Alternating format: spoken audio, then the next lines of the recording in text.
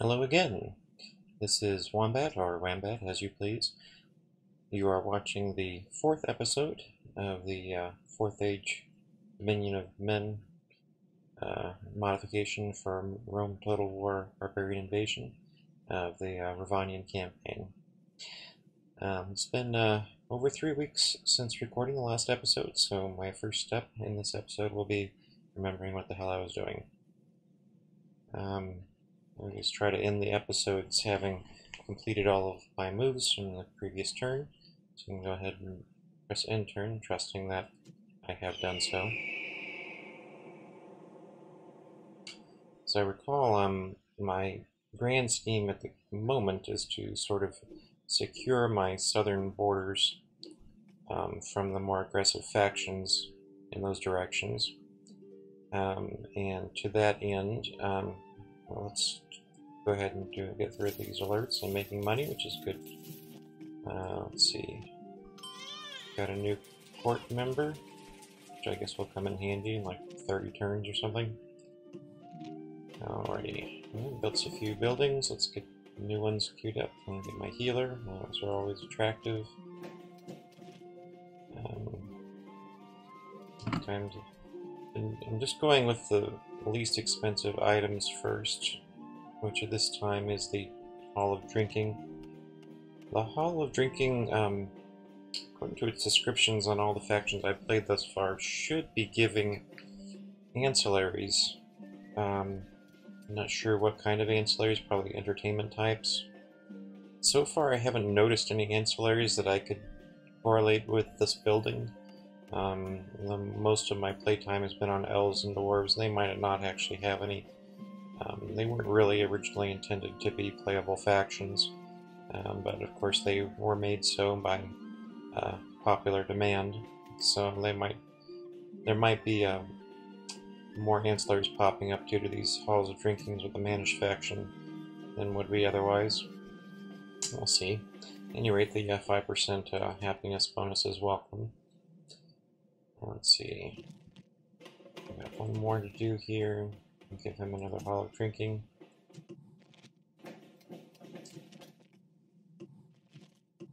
Okay. Nice. I remember now we have all these queued up because it's giving me a tax bonus to do so. All of that weirdness. Rhovanion Foresters here. I'm going to keep producing Rhovanion Foresters here, even though they're only getting 4 chevrons rather than 6. I'm going to keep producing them here, and I can always just retrain them over in Belegant to get them up to level 6, but I need these frontline units, and I've got front lines in pretty much every direction, so I'm going to have to keep pumping them out initially. Let's see. We've got emissaries to produce. Oh, and look, we ended up retraining. Let's see if he. Yep, look at that. Still 7 experience. That's excellent. So he'll be still quite useful in battle. We'll go ahead and queue up more emissaries. I'm gonna have to keep queuing these emissaries up until I get at least 16, and then I can produce them at a slower rate if necessary, until I get about 30. Okay, so that's done. I like to begin my turns. Oh, she made Christmas, I almost forgot. I like to begin my turns by saving them. Save. You can see how long it's been. 17th, now February 12th. Okay. Even after 10 years of playing this game, it can be difficult for me to remember. I gotta keep saving. Even when I'm not recording, I've always had, you know, I don't spend a lot of money on my computer, so that's probably one of the reasons why I have a relatively unstable game. But okay, we've got contact here with a Dunabar. Let's see what else is going on. I'm probably going to request an alliance with a Dunabar. I'm not going to get an alliance with Dale, because I have an alliance with North Rune. Do I ask the dwarves for an alliance? Yeah, I don't really need to. No, they're not aggressive.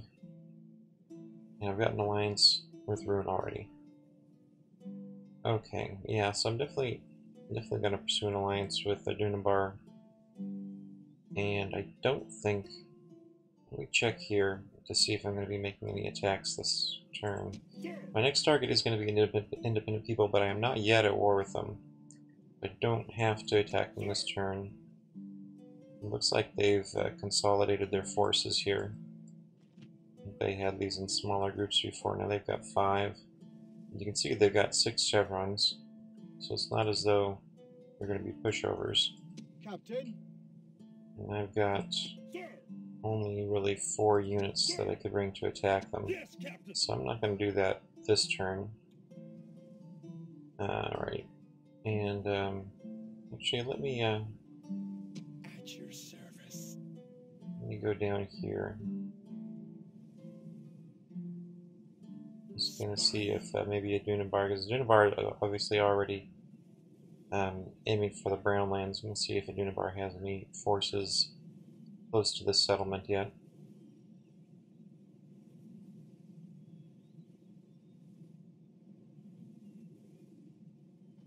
If the Dunabar is already captured either of these 2 settlements, there really won't be much point in allying with them. Instead, I'd want to ally.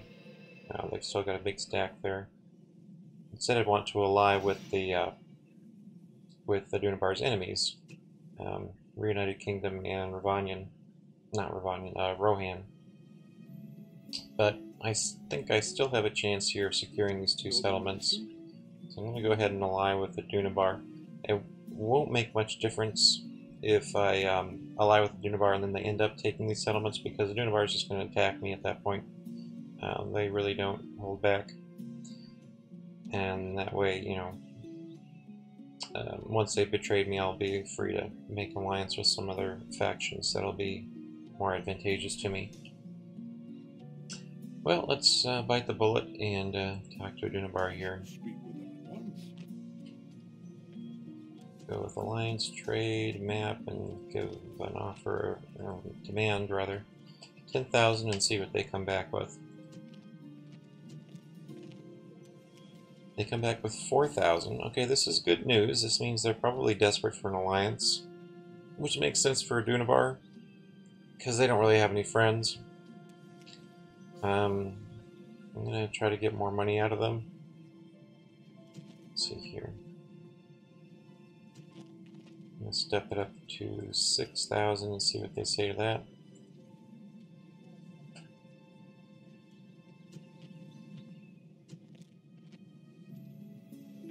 Alright, that's close enough. I'll accept that. Alright, this is another good step. Now I just gotta be as quick as I can getting my own forces over to these 2 settlements so that I can keep a Dunabar from claiming them. Oh, crap. I wish I hadn't moved my road. Well, okay, so one of the things the AI likes to do is stick little stacks hidden in any type of forest tile. So when I'm trying to move my units around, I try to give at least a tile's width of room between any forest tiles and my own movement path. Even if I'm not at war with the independent peoples, for example, right now, they'll still stop my movement, which is annoying if I come across them in a hidden position. I'm going to start consolidating troops here and keep them together. Captain. Oh, I should have checked the movement radius on all these units. They'll be fine if they're right there because they'll still support each other. Captain. And keep these guys in my own territory so they're not attacked. Send these fellows down. And these guys can join them. That's nice. Captain. And this is probably going to be enough forces to handle anything in this area, so the rest of my units I'm going to start moving towards the Brownlands more directly. Okay, Gosh, you know, I should have done the rest of my diplomatic stuff. Well, I'm not attacking anybody this turn, so there isn't really much I can do diplomatically. I can move this guy down and see if I can make contact with some other factions. I can definitely contact Reunited Kingdom at this point. Move down this far. Sometimes Reunited Kingdom has already captured this fort of Karandros by now.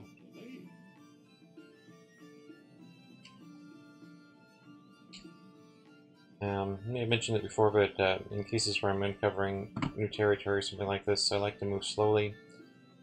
It's always possible I'll run across an emissary from some other far-flung faction, and I can get my diplomacy established earlier if I can spot them and take advantage of that. Okay, so Adunabar is still holding the fort, so we'll go ahead and go down. This way is the fastest way.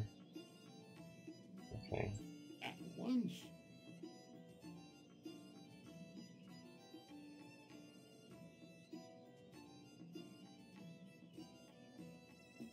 Yeah, since I have an alliance with the Adunabar, I'm not going to be able to ask the United Kingdom. Oh, let's see there. There's Herod, so I can establish contact with Herod as well. Okay, so what I might be able to get from Herod is, let's talk to them first. I shall speak with them at once. I try for an alliance? I think I will. Let's see what they'll go for 10,000.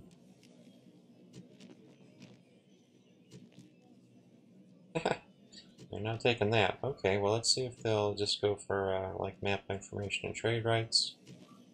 We'll try like 2,000.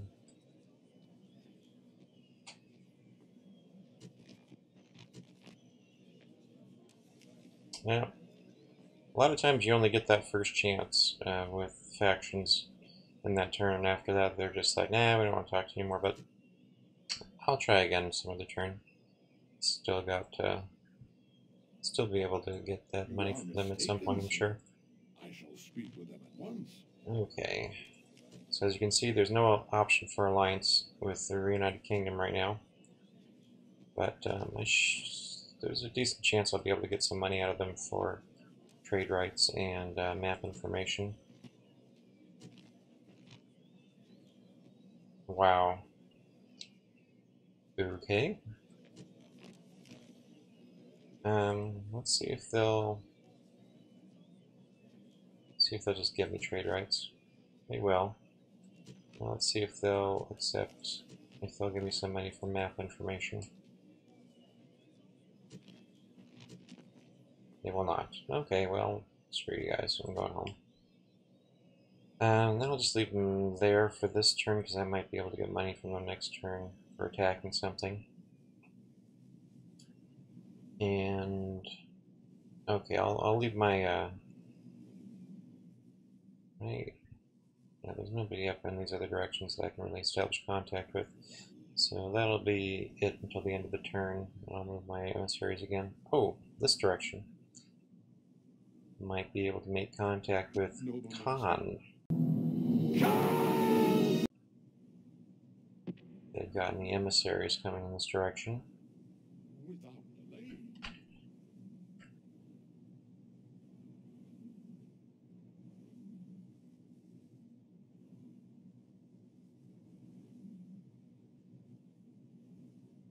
This last 3 weeks has probably been the longest period of time that I haven't played this game in years. Stop. Okay, no emissaries over here. If I remember correctly, Khan's most northerly territory is kind of like along this line. My emissary over here. You're more likely to bump into other emissaries if you follow a more direct line from their provinces. Okay, no luck this turn. But yeah, because I'm not really into playing more than one campaign at a time. I like to just concentrate on one at a time. It helps with my immersion enjoyment. Um, and because I've been recording this LP, I have been just concentrating. Because I've been recording this LP, I didn't want to record tons of episodes before I was able to release it, and a lot of technical hurdles had to be leaked before I could get my first episodes uploaded. So I essentially stopped playing the game for those weeks until now. I've had my videos uploaded, and some people have had a chance to respond to them, and I wanted to wait until then before recording my fourth one. But I'm sort of having to refamiliarize myself with the game now, which is surprising considering how familiar I am with it already. What was I doing? I was moving troops everywhere. Okay, let's look at this theater. Alrighty. What I want to do here is put a camp right here above the ford, and hope that that will act as a deterrent, so North Room won't start trouble with me anytime soon. Oh yeah. In order to build camps or watchtowers, there have to be no enemy or AI units in any adjoining tiles. Even though these are my allies, it still prevents me from building anything. So what I've got to do is move him out of the way, which I can do by just moving one of my units into his tile. There. I'll have to move him one more time so that he's not in an adjacent tile. Okay. There, now I can build a camp. Prepare fortification. Very good. And something I want to do while I'm here. Let's see. Move this guy into the camp. And I want to check to see if I can hire any mercenaries. And I cannot. So I'm just going to move him this way through my territory. No more moves, sir. And then I'm going to stick this guy right here in the ford. That'll keep him from sending his emissaries and other agents into my territory. It's always good to control the access that other units have, other factions have, rather, to your territory wherever possible. And river crossings are very handy for that. Let's see, what do we have going on up here? See, I've got these horsemen. I don't want to send them to the front lines. Start moving them towards the Roundlands. These guys are a bit depleted, so I'm going to make use of them at a ford, just blocking access for now. I need to start sending units up here, at least 2 more, I think. So this unit is going to go north.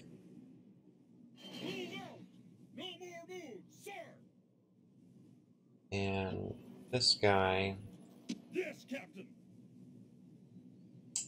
he's going to start going over here.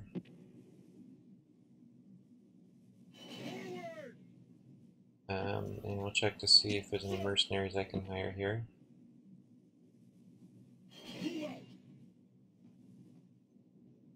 Forgot to check to see if there's a mercenary over here. Let me look at this general. Nope, no mercenaries, okay.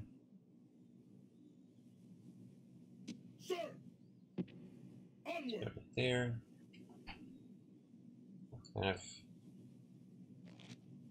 got 6, so I'm going to have at least 6 units in the area before I can start encroaching on their territory. Okay, no mercenaries, unfortunately. We'll move this guy back in.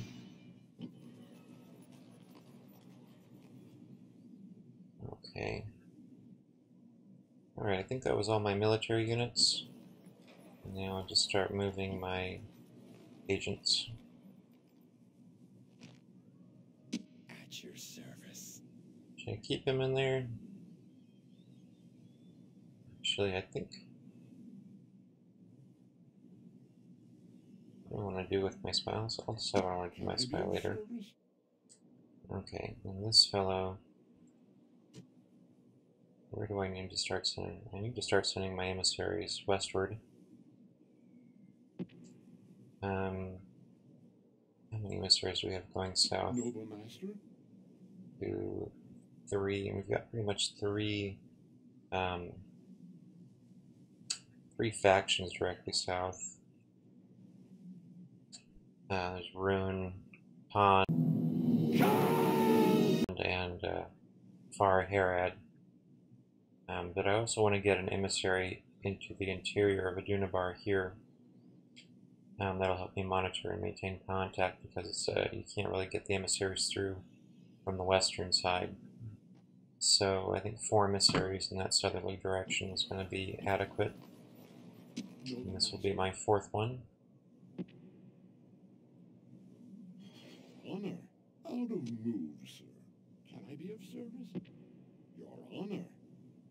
Awaiting your command. Your honor.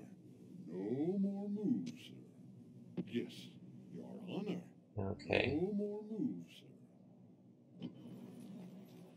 And this fellow can start going westward. I'm going to stick him right here. So I'll have an emissary in Rodale. Noble master. And this guy I'll send southwest. Honor. No more moves, sir. Okay.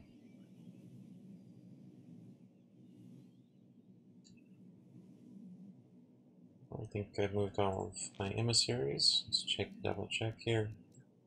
This guy, Can I be of service? we can send him up to spy out wherever this other town is up here.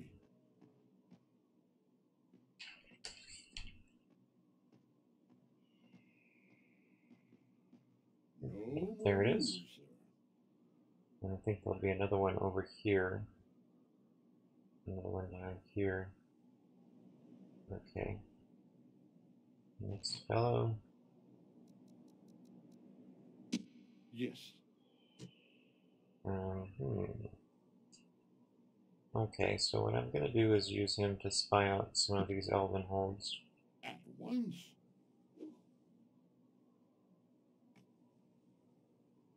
He can still move around.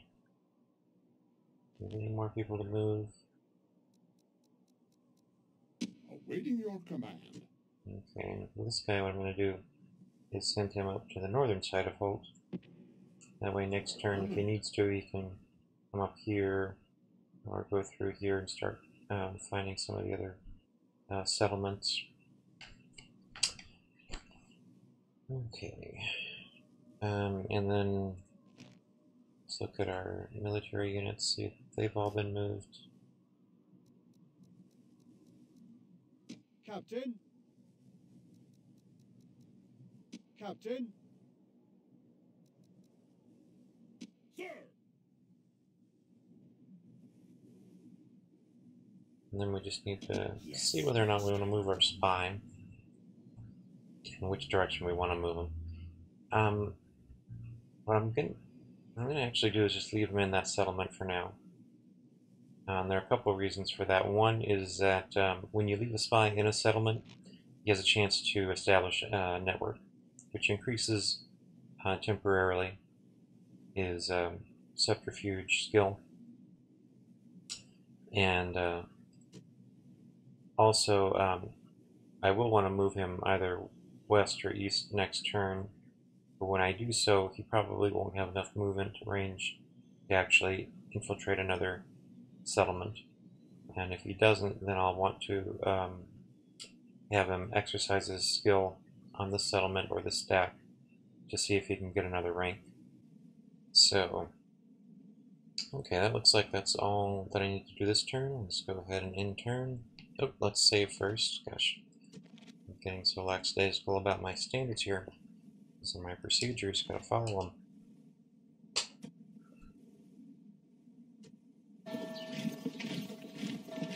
See if anything exciting happens.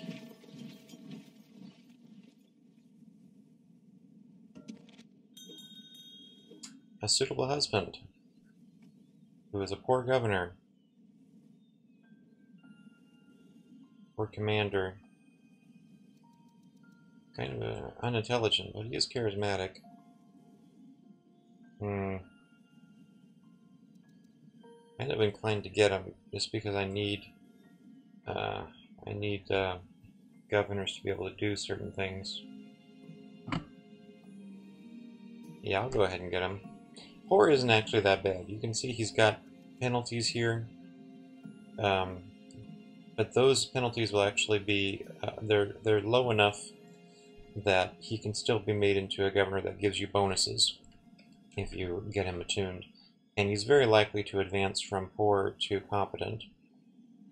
It'll probably take him a little while because he's not intelligent, but yeah, well, when you're in a minor faction, you take what you can get. I'll accept that one.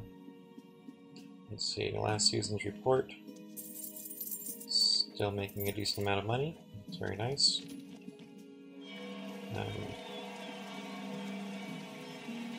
Where did this guy show up? Oh, that's actually quite convenient.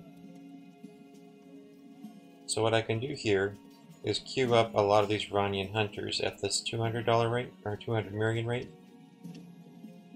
And then I can take my king and move him to Belligand. And that's definitely what I want to do. Okay, so let's see here. We'll also want to queue up a lot of buildings because it's going to be a while for before this new governor is able to get discounts on buildings. Get that one. Do I want horse or tanneries? I'll go with tanneries. I'm pretty sure I remember that tanneries leads to a bonus to armor. So I'm going to follow that line.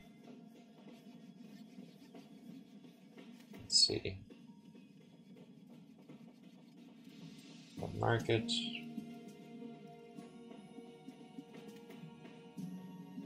Different roads.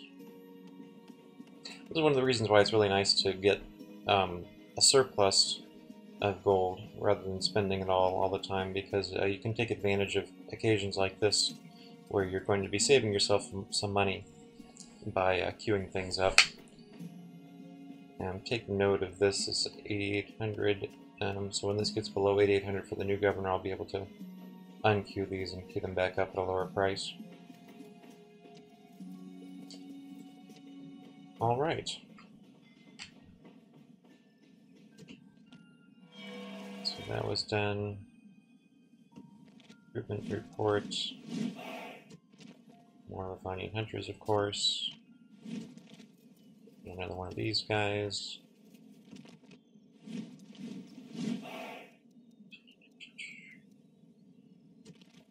Go ahead and queue up more of these fellows.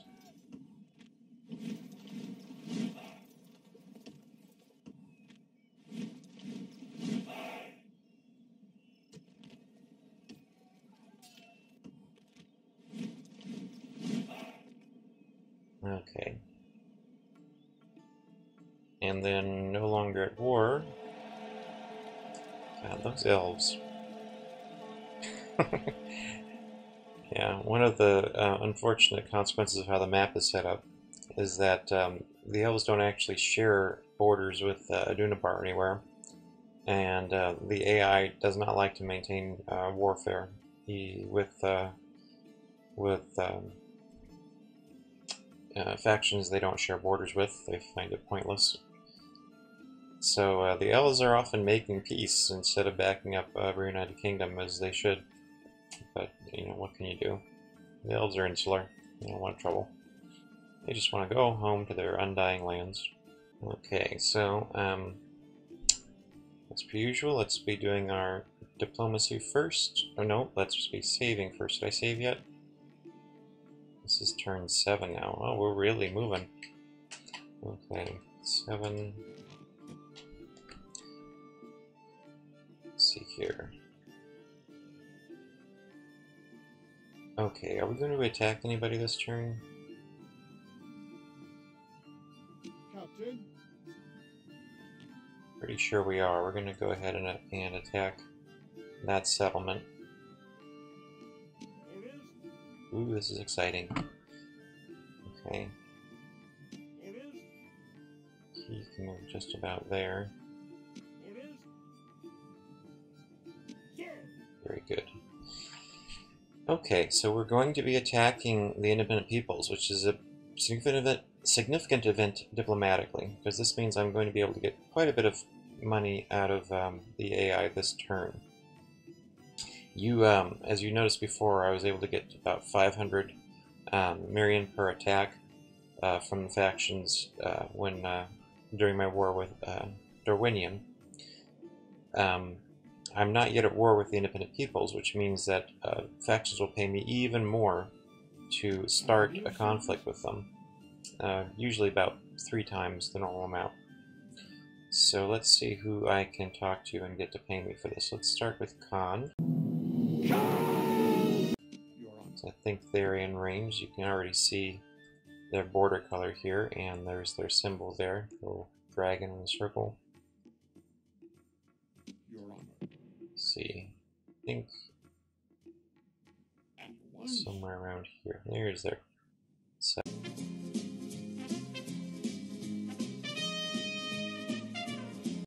one of the more annoying things about recording is having recorded some 15 minutes of commentary, only to find that the video was frozen about 5 minutes in. At any rate, so as we were getting back to, we're going to contact Khan now. At once. Where is their city? At once. Here we go. I shall speak So at once. go ahead and see what they'll give me for alliance, trade rights, and map information. Start with 10,000.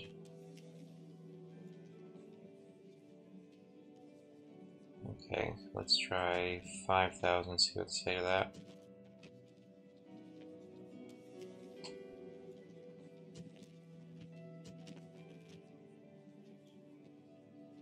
Okay, we'll try 4,000. I'm going haggling with these territories, these factions that are far away from me, because I'll always have other chances and other turns to negotiate again if I end up pissing them off. I'll try 3,000.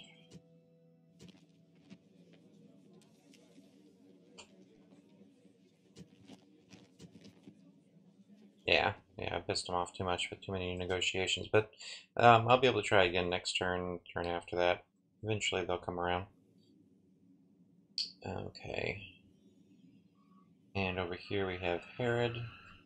Okay, so now this is something that somewhat of an annoyance, but it's a lot of these unique settlements have such a big footprint that units can kind of get stuck behind them. You can't click on them anymore if you get them back there. Remember, Helm's Deep is like that too. You just have to go to the agent scroll and find them in that way. Can I be of service? Which can get annoying when you have lots and lots of agents. But this is something you have to deal with. I mean, it's worth it. Look at how pretty that is. Okay, so let's... I shall speak with them at once. Who am I talking to here? Herod. So last turn I asked them for 10,000. They didn't go for it, so I'm going to start at 5,000 this time.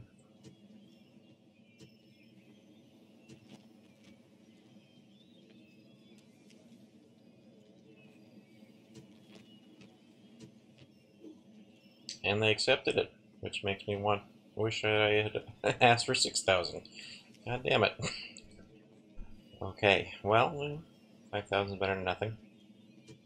Okay, and then, yeah, I can't make it down here to Rondor.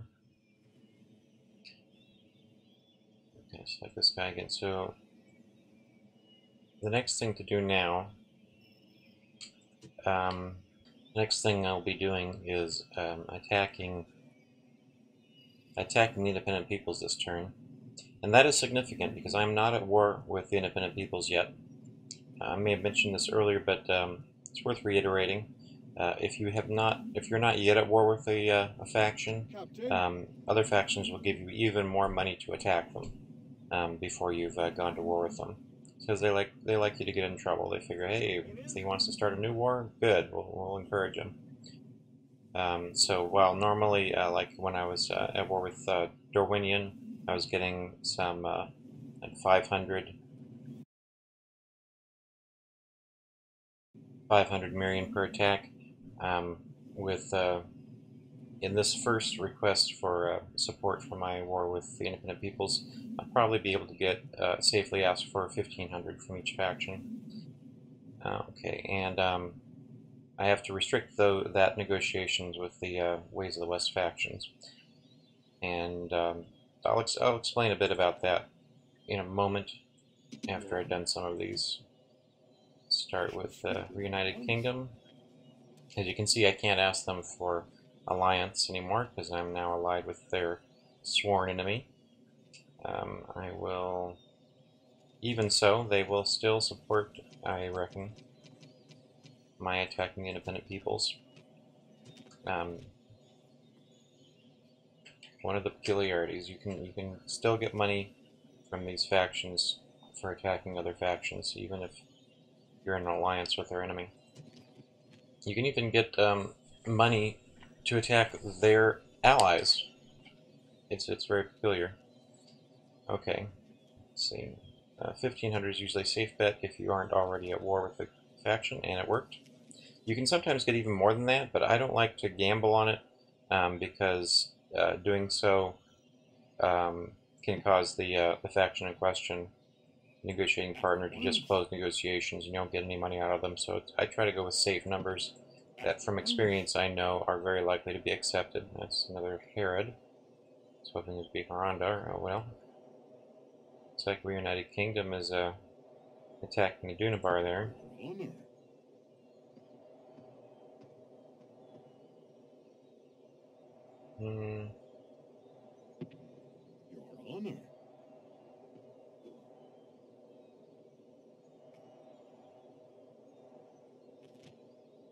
Ooh.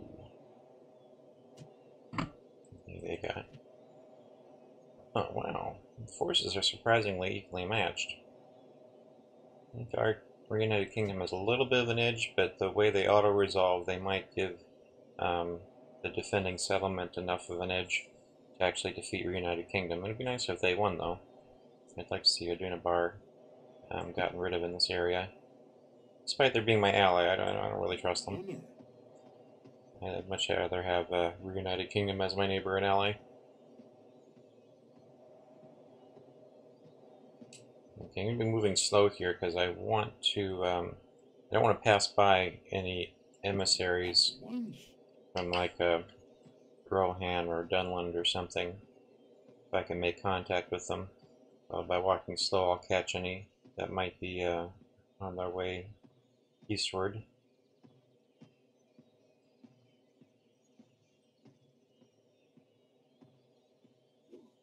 Go.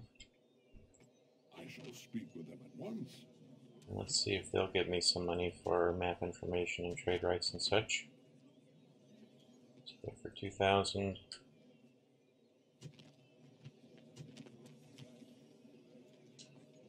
You gotta be kidding me. These guys are stingy. I'm just gonna go with trade rights, see if they'll give me that. And then I'll see if they'll give me money to attack the independent peoples. You guys better not be stingy this time. Let's see some money. Yay! Alright, that's good enough. I might be able to sell them map information next turn. We've got the dwarves right here. That's handy. Can I be of service? Hey dwarves, give me some money. I shall speak with them at once.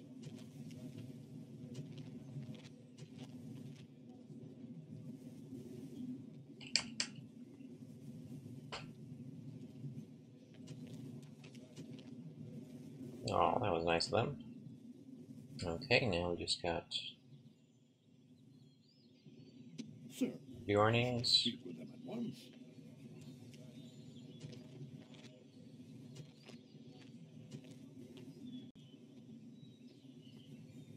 So it's kind of funny that they're called Bjornings. I mean, it's just name one guy. It's not like he fathered all of them. There we are. Maybe he did. Maybe he was the Genghis Khan of the Anduin Valley.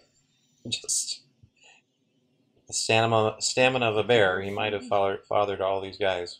How do we know? Speak with them at once.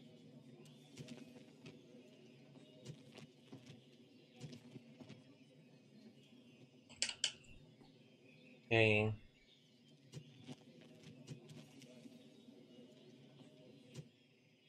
And then I think our last one here is going to be Dale. Yes, I shall speak with them at once.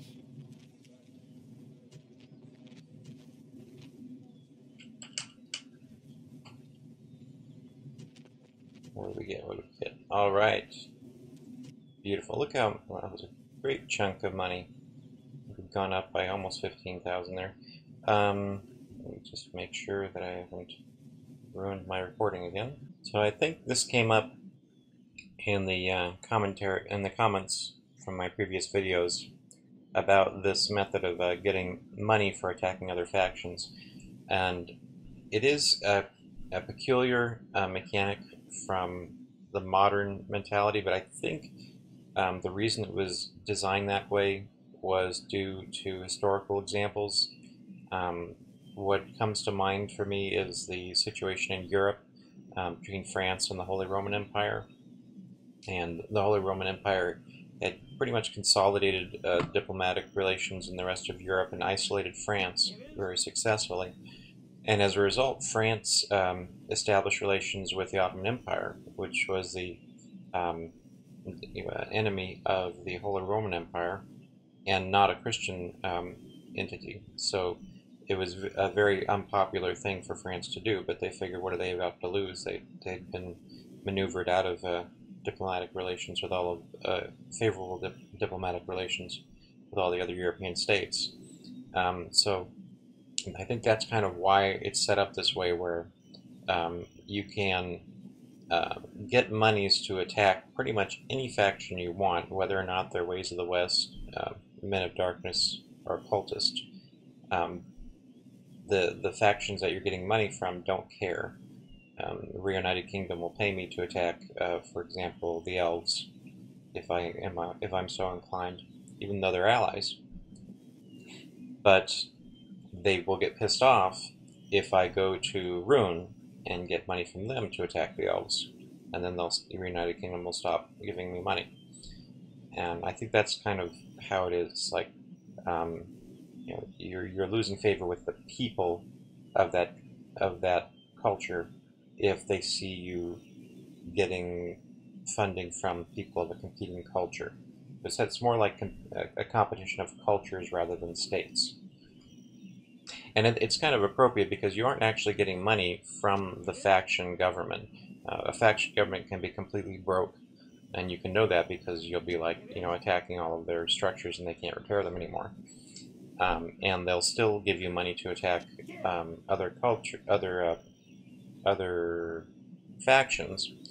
So that basically means they're not getting the money from their coffers. And in a sense, I imagine that what you're doing is you're soliciting money from basically the citizenry. So the attitude of the citizenry is what's determining whether or not you can get money, and probably to some extent how much money you can get, although that seems to be pretty consistent. Alrighty, well, I think it's time to go ahead and attack the independent peoples. I've gotten all the monies I can get from everybody, and yeah, let's stop procrastinating. Yes, Captain. Let's see, so we got one unit here that can just make it to the border, so I'm going to make sure I get all of my units in place and start besieging the settlement before adding this unit to the attack. And I'm going to save first before I do all that, because Lord knows I need to. They are attacking from the correct tile. settlement, sir. Maintain the siege. Let's check. Yeah, so there's 3 guys there. You know, I think I'm just gonna try attacking with these guys. Oh, and I've laid siege, which means I've satisfied my diplomatic promises. If I go and look at the United Kingdom, you can see I no longer have a promise to attack independent people, so we're gonna go back and get more money. Oh, except I can't. Damn, forgot about that. Okay, too far away from the Reunited Kingdom to get more money from them, but I can still ask Rohan. Yes. So I can't ask them for 1,500 again, because now I'm at war with the independent peoples. But I can ask them for 500, and they'll probably go for it.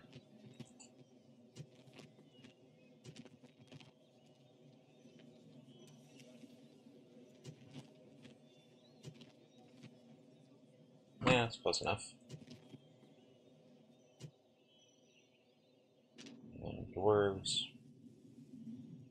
Your Honor, I shall speak with them at once.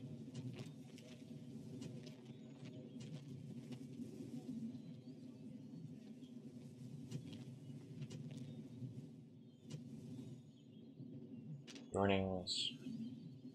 Your Honor, I shall speak with them at once.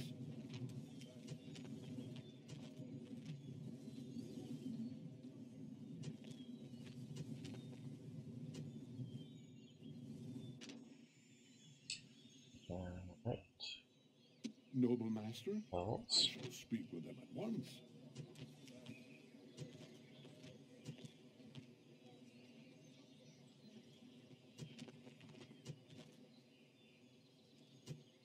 it's funny to me that they send these guys down here, but nowhere to go.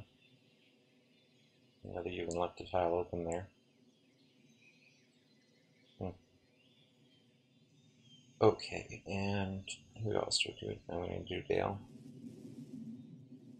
Sir, I shall speak with them at once.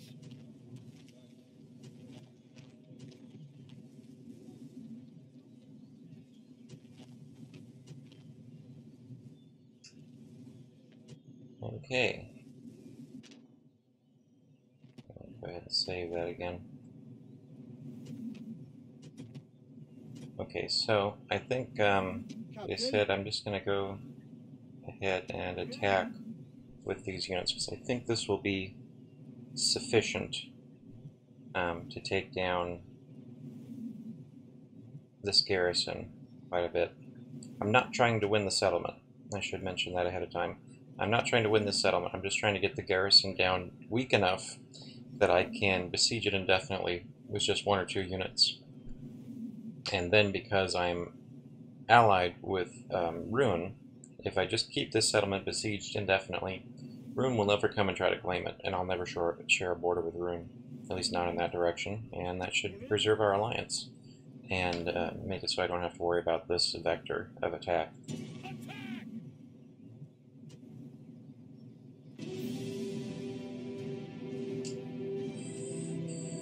Fight! Fight! Kill! Destroy, maim! Things will go as they will, and there is no need to hurry to meet them. Anybody who's been watching my Let's Plays can appreciate that sentiment.